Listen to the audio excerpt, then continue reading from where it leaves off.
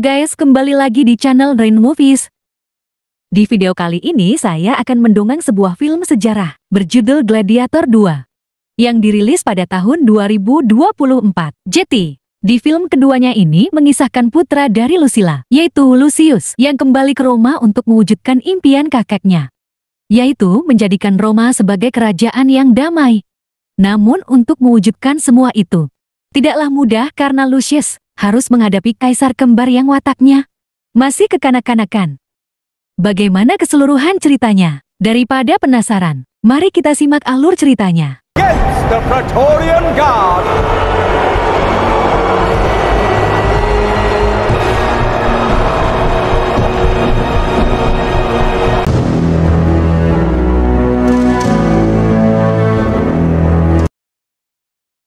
16 tahun setelah terjadinya di ending film sebelumnya, Lucius kini sudah tumbuh dewasa di kerajaan Nomedia dan memiliki nama samaran Hanno.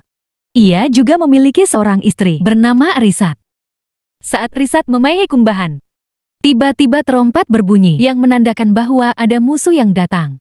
Keduanya pun segera mengenakan pakaian perang dan bergabung dengan rekan-rekan prajurit mereka di benteng Nomedia yang dipimpin oleh Kaisar Jayakarta.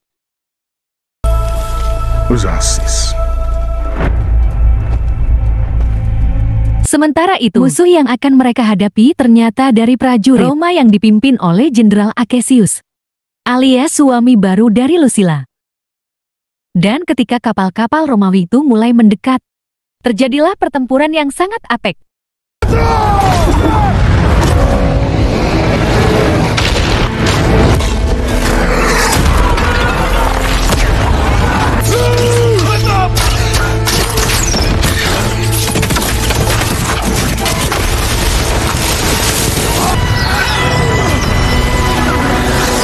Di dalam pertempuran itu, Acesius dan prajuritnya berhasil masuk ke benteng, sehingga terjadilah pertarungan jarak dekat.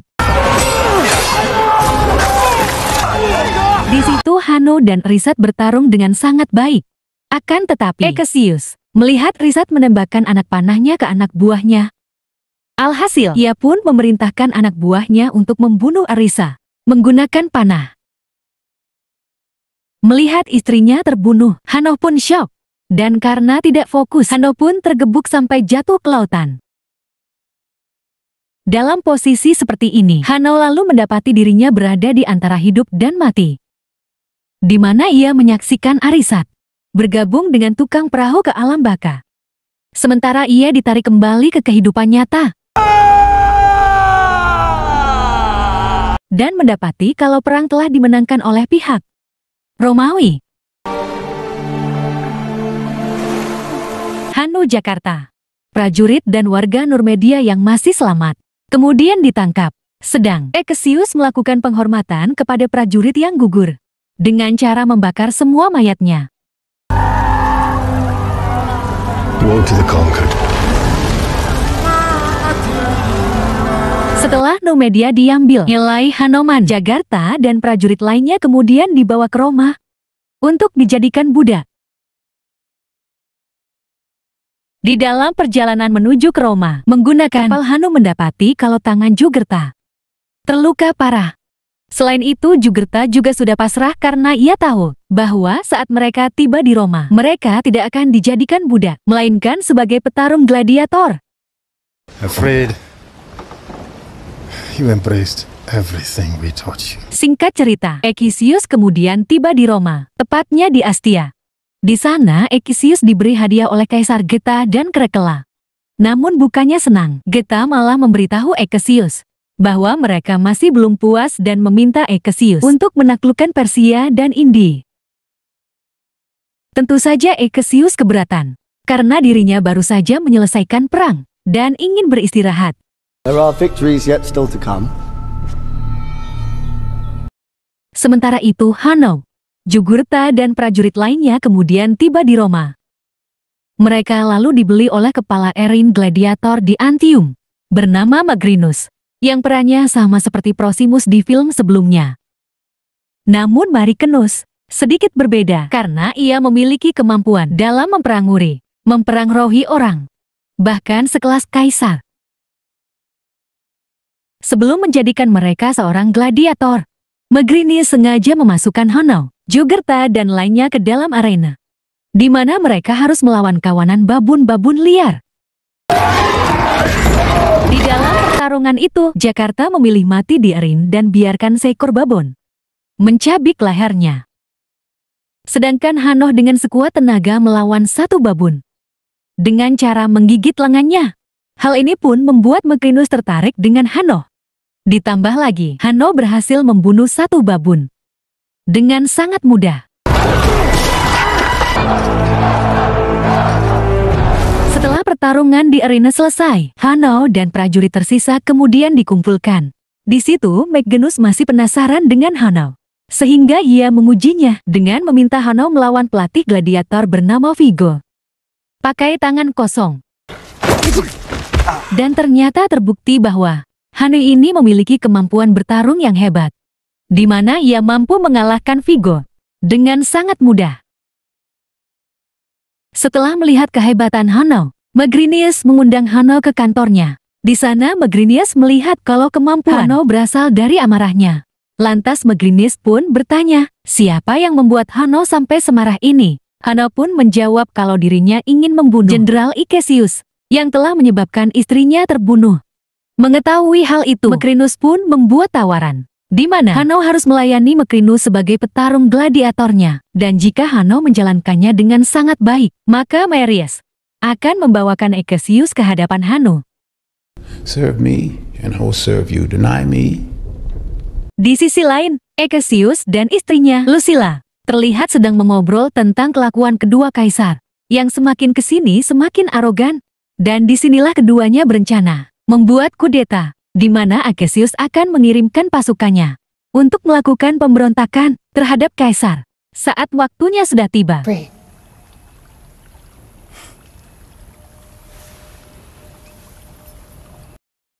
Di hari berikutnya, Mekinus membawa Hano ke kota dengan niatan memperkenalkan Hano kepada kaisar yang sedang mengunjungi pesta di rumah senator Triax.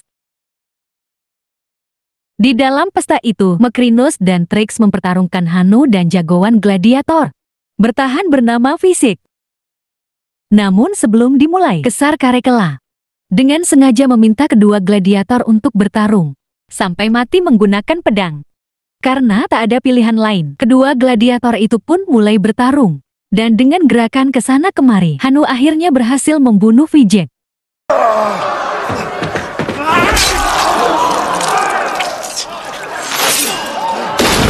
Melihat kehebatan Hano, Geta pun mendekati Hano dan mintanya untuk bertarung di Kolisium.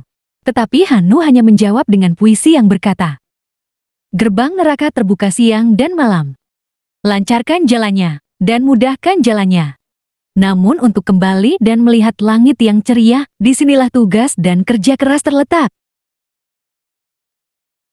Setelah melafalkan puisi itu, Magnus langsung membawa Hano pergi. Come with me. Di malam harinya, Putri Lucilla melakukan pertemuan secara diam-diam dengan Ikesius dan para senat yang berpihak untuk melengsarkan kaisar. Di sana, para senat, termasuk Trix, setuju tentang rencana ini dan minta Lucilla untuk menjadi ratu jika kudeta mereka berhasil. To administer and to Marcus Aurelius talked of restoring power. Keesokan harinya, Hano dan prajurit tersisa dibawa ke Kolesium. Dan hari ini juga menjadi hari pertama kalinya Hano bertarung di dalam Kolesium, yang disaksikan oleh kaisar serta rakyat Roma. Singkat cerita, Hano dan para gladiator lainnya kemudian dimasukkan ke dalam arena, di mana mereka akan bertarung melawan Glisio, sang gladiator penunggang badak.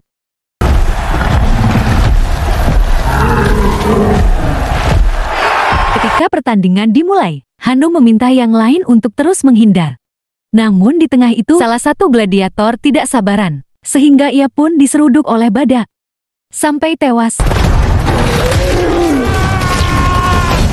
Setelah itu, Hano tiba-tiba mengambil tanah di arena dengan tangannya, seperti yang dilakukan oleh mendiang Jenderal Maximus.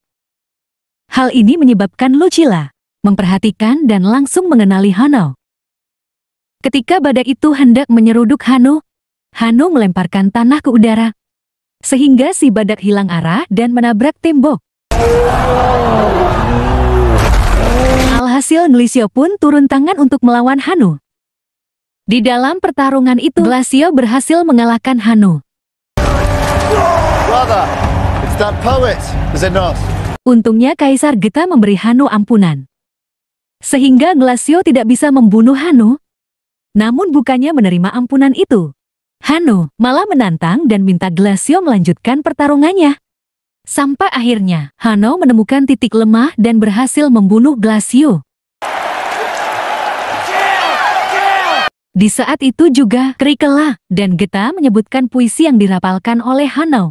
Lucilla yang mendengar puisi itu pun langsung syok. Ia kemudian segera pergi ke kamar Lucius sewaktu masih kecil dan melihat puisi itu tertulis di dinding-dinding kamar Lucius. Alhasil Lucius pun menyadari bahwa Hanno adalah Lucius, putranya yang telah lama menghilang.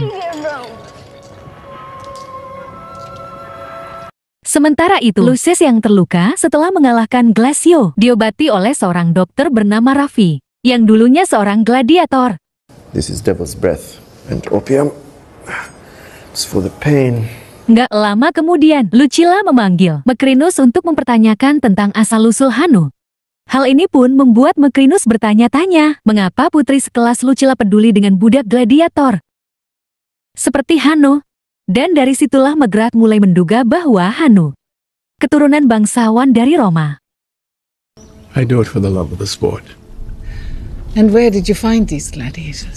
Di malam harinya, Senator Greco membawa Lucilla untuk bertemu dengan Hanno, agar ia dapat memberitahu Hanno tentang asal-usulnya yang sebenarnya. Lucilla mengatakan kalau Hanno adalah putranya Lucilius, dan juga hasil hubungan gelap dengan Jenderal Maximus. Itulah mengapa Hanno sangat tangguh dan cerdas dalam sebuah pertarungan, karena memiliki darah Maximus. Namun Hanno malah marah dan menyalahkan Lucilla karena membiarkan dirinya hidup sendirian di negeri orang. Nggak cuma itu, Hanno juga menaruh dendam dengan Cassius, yang telah membuat istrinya terbunuh. Mendengar Lucilius sudah memiliki istri, Lucilla pun menangis. Ia lalu keluar dari sel dan bertemu dengan Cassius.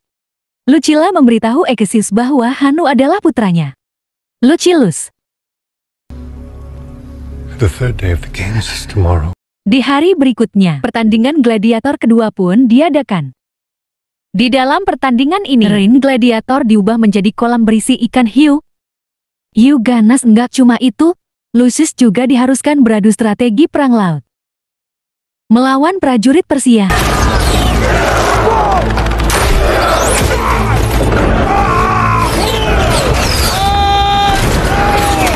Ketika pertarungan dimulai, Lucius memimpin para gladiator agar fokus menghancurkan dayung musuh.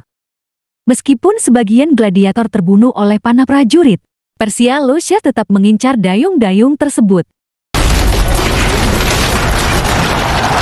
Setelah menghancurkan semua dayungnya, Lucius menabrakkan kapalnya ke kapal Persia. Dan dari sinilah terjadi pertarungan jarak dekat. Di dalam pertarungan itu, Lucius mengambil sebuah busur dan mencoba menembakkan panahnya ke Cassius. Akan tetapi, panahnya malah meleset di antara Geta dan Krikela, yang mereka anggap sebagai serangan terhadap Kaisar. Singkat cerita, setelah pertandingan dimenangkan oleh Lucius, Macrinus pergi ke rumah Tres untuk menagih hutang. Dan untuk menebusnya, Macrinus meminta Trix untuk membocorkan tentang Cassius, di mana Trix mengungkapkan bahwa Cassius memiliki rencana untuk menggulingkan Kaisar. I know not why. I know why. I know who. Pack. Di malam harinya, saat Cassius hendak menemui Lucilla dalam perencanaan kudeta, tiba-tiba semua prajurit Cassius dibunuh oleh prajurit Kaisar di tengah jalan. Cassius dan Lucilla lalu dibawa ke hadapan Kaisar, di mana Kaisar sudah mengetahui rencana mereka yang hendak melakukan pemberontakan. Dan terungkaplah bahwa yang membocorkan rencana Cassius adalah Macrinus. Mengingat Macrinus memiliki janji kepada Lucius untuk membawakan Cassius ke hadapannya, Macrinus pun menyarankan Kaisar agar menghukum Cassius dengan cara memasukkan Cassius ke dalam gladiator melawan Lucius. Let the gods decide his fate. Sementara itu, Lucius terlihat sedang mengobrol dengan Raffi, yang menunjukkan sebuah ukiran nama para gladiator yang telah gugur. Namun dalam ukiran itu ada yang dihapus, yaitu nama Maximus. Meskipun begitu, nama Maximus masih teringat di kalangan masyarakat atas jasanya yang berhasil membunuh Commodus. Raffi lalu membawa Lucius ke ruang bawah tanah, di mana di ruangan itu terdapat baju sirah milik Maximus.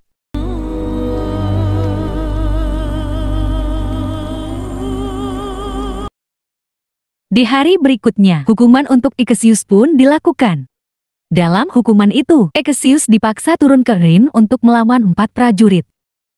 Dan karena Ikesius memiliki pengalaman bertarung, ia pun dengan mudah mengalahkan ke-4 prajurit tersebut.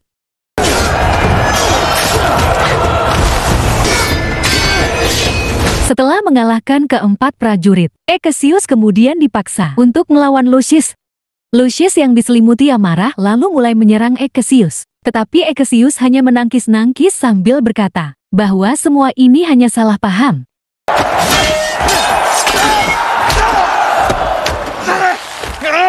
Dikarenakan Lucius, putra dari Maximus yang juga merupakan teman dekat Ikesius, Ikesius pun memilih untuk menyerah. Melihat hal itu, Geta pun membuat keputusan agar Lucius mau mengeksekusi Ikesius. Namun di sini, Lucius berubah pikiran dan akhirnya menolak untuk membunuh Ikesius. Sayangnya, Krikela dan Geta yang masih tidak terima atas kelakuan Ikesius meminta para prajurit Kaisar Praetorian untuk membunuh Ikesius menggunakan panah.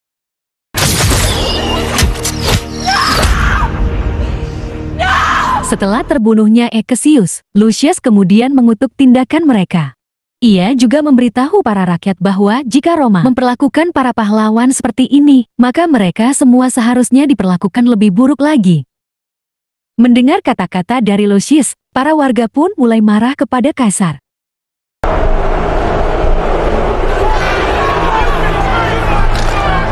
Beberapa saat kemudian, Magrinus menemui Lucius di selnya untuk mempertanyakan mengapa ia mengampuni Ikesius. Padahal Magrinus sudah susah payah untuk memasukkan Ikesius ke dalam arena. Lucius pun menjawab bahwa Roma tidak perlu ada tumpah darah lagi. Namun Maecenas membantahnya dengan mengatakan kalau Roma tidak akan berubah menjadi baik. Maecenas juga mengaku kalau dirinya adalah utusan dewa untuk menghancurkan Roma yang seharusnya sudah hancur 16 tahun yang lalu. Di malam harinya, Maecenas mengunjungi para kaisar. Ketika orang-orang mulai melakukan kerusuhan di jalan-jalan. Di sana Geta menghina Krikela atas pandangan mereka yang berbeda tentang cara menangani masalah tersebut dan terjadilah perdebatan di antara kakak beradik tersebut. Setelah berdebat, Maecenas menemui Krikela secara pribadi yang memiliki ingon-ingonan ketek bernama Dandas. Di situ Krikela curhat kalau ia merasa selalu berbagi segalanya dengan Geta dan tidak pernah memiliki apapun untuk dirinya sendiri. Bukannya memberi nasihat, Maecenas malah menghasut Krikela untuk menghadapi saudaranya dengan belati. Alhasil Krikela yang memiliki IQ di bawah rata-rata langsung menemui Geta dan mencoba membunuhnya.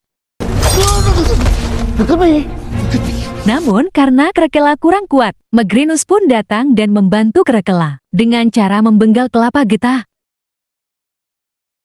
Keesokan harinya, Lucilla mengunjungi Lucius untuk memberinya cincin milik kakeknya. Dari situlah keduanya baikan, di mana Lucius mau memeluk Lucilla dan mau menganggap sebagai ibunya lagi. Di sisi lain, Kedekalan mengambil alih tata dan mengumumkan kepada para senator bahwa monyet peliharaannya yaitu Dandas diangkat sebagai konsulnya. Hal ini pun membuat para senat syok dengan ketololan. Krikela nggak cuma itu, Carola Krikela juga mengangkat Macrinus menduduki posisi kekuasaan yang lebih tinggi, alias setara dengan kaisar. Hail Macrinus!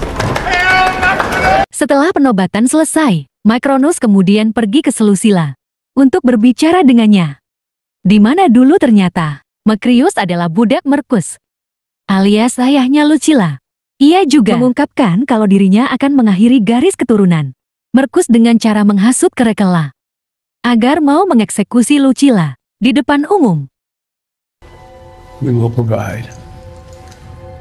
Sementara itu, Lucius memanggil Raffi dan memberikan cincin kakeknya kepada Raffi untuk diserahkan kepada seorang jenderal di Astia agar pasukannya dapat membantu mereka melakukan pemberontakan nanti besok, tepatnya saat Lucilla akan dieksekusi. Nggak cuma itu, Lucius juga mengungkapkan kalau dirinya adalah putra Lucilla, alias Pangeran Roma. Tanpa pikir panjang, Raffi pun segera pergi ke Ostia. Sesampainya di sana, ia langsung memberikan cincin Marcus kepada jenderal yang dimaksud dan mengungkapkan kalau Pangeran Lucius membutuhkan bantuannya. Singkat cerita, hari eksekusi mati Lucilla pun dilakukan. Lucilla dan para senator pengikutnya kemudian diletakkan di tengah arena, di mana nantinya Lucius akan melindungi ibunya dari puluhan prajurit kaisar. Saat Lucius hendak disiapkan oleh Vigo, Lucius mulai melakukan perlawanan dan berhasil membunuh Vigo. Setelah itu, ia pergi ke ruang bawah tanah untuk memakai baju sirah ayahnya. Lucius kemudian mengumpulkan para gladiator untuk membantunya melakukan perlawanan terhadap prajurit kaisar. Dan setelah semuanya siap, Lucius turun ke arena untuk menghadapi puluhan prajurit kaisar. Ketika permainan sudah dimulai, para gladiator mulai bermunculan. Sehingga terjadilah peperangan antara gladiator melawan prajurit kaisar. Di saat itu juga, Macrinus mendapatkan kabar bahwa prajurit di Astia sedang menuju ke sini untuk melakukan pemberontakan. Tanpa berpikir panjang, Magnus pun memerintahkan jenderal prajurit kaisar bernama Bagong untuk menghadang para prajurit Astia di gerbang paling depan.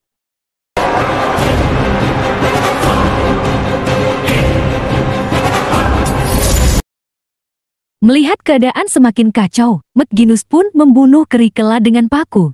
Setelah itu, ia menembakkan anak panah ke Lucilla, yang membuat Lucilla terbunuh. Melihat ibunya terbunuh, Lucius pun segera mengejar Macrinus yang kabur menggunakan kuda.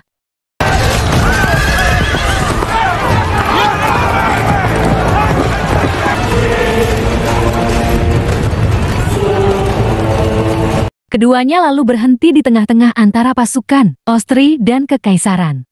Di situ Lucius mulai menyerang Macrinus, yang menyebabkan keduanya terjatuh. Keduanya lalu lanjut duel sampai jebur ke kali. Ketika Lucius terpojok oleh serangan Macrinus, Lucius mengingat kata-kata ibunya dan langsung menyerang balik Macrinus menggunakan batu. Nggak cuma itu, Lucius juga merebut pedangnya dan memotong lengan Macrinus sebelum akhirnya menebasnya hingga tewas.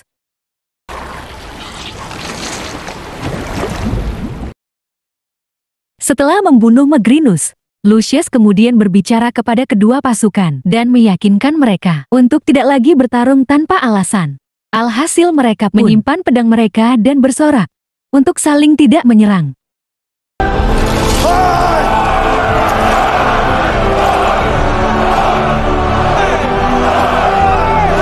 Di malam harinya, Lucius pergi ke arena sendirian.